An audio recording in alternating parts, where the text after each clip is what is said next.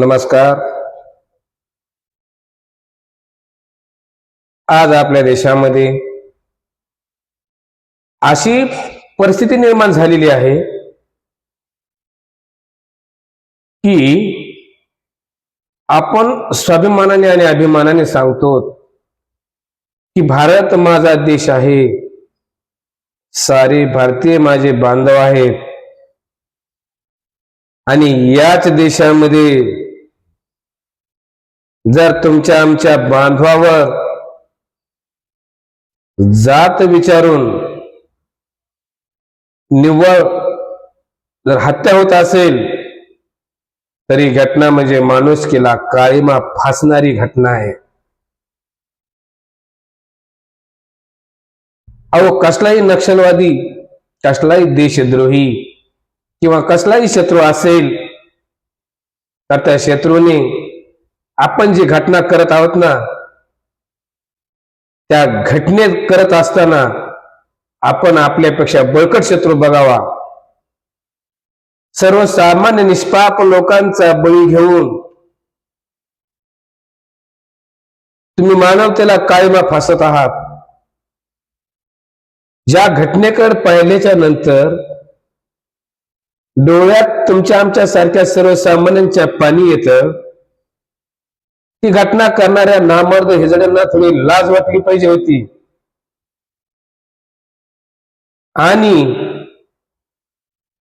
हे करत असताना जे टीव्हीवर आम्ही सीन पाहिले, ज्या माणसाची हत्या केली त्या माणसाची पत्नी त्याच्यापाशी बसून बोलत आहे, किंकाळ्या फोडत आहे, दगडालाही पाझर फुटल, अशी घटना पाहिल्याच्या नंतर करणाऱ्याला याचं कसं काहीच वाटलं नाही. अरे, तुम्ही ज्या क्षुल्लक गोष्टी करताना तुमच्यात हिंमत असेल, तुमच्या देशाची लोकसंख्या जेवढी असेल ना तेवढी आमच्या देशाची फौज आहे, सैनिक आहेत. आम्ही अभिमानाने सांगतो, पण आम्ही अशा कधी चिचूर चाळे क्षुल्लक कारणावरून वाद करत नाहीत, हे लक्षात असू द्या. खूप काही झालंय. मी तर या सरकारला असं म्हणेन की प्रत्येक वेळेस आपल्यावरच अगोदर कुणीतरी हल्ला करायचा आणि त्या हल्ल्याला आपण प्रत्युत्तर देत बसायचं, हे कुठपर्यंत चालायचं? 100 एकरवाल्यासोबत जर 5 एकरवाला वाद करत असेल ना, 5 एकरवाला, तर 100 एकरवाल्याने त्याच्या 5 एकरसाठी आपलं 5 एकर घातलं तरी काही हरकत नाही. परंतु त्या 5 एकरवाल्याचा नाद पुरवायला काहीच अडचण नाही. आपल्याला 95 एकर जर राहिलं तरी काही अडचण नाही, पण 5 एकरवाला आपल्या नादी लागणाऱ्या या देशात, या जगात शिल्लक राहायला नाही पाहिजे. खूप झालंय आतापर्यंतचे हल्ले. पुलवामाचा हल्ला झाला, उरीचा हल्ला झाला आणि आता पहलगामचा हल्ला.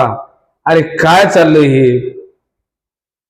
ज्यांची अवकात नाही आमच्या देशाकडे वर नजर करून पाहायची, ते देश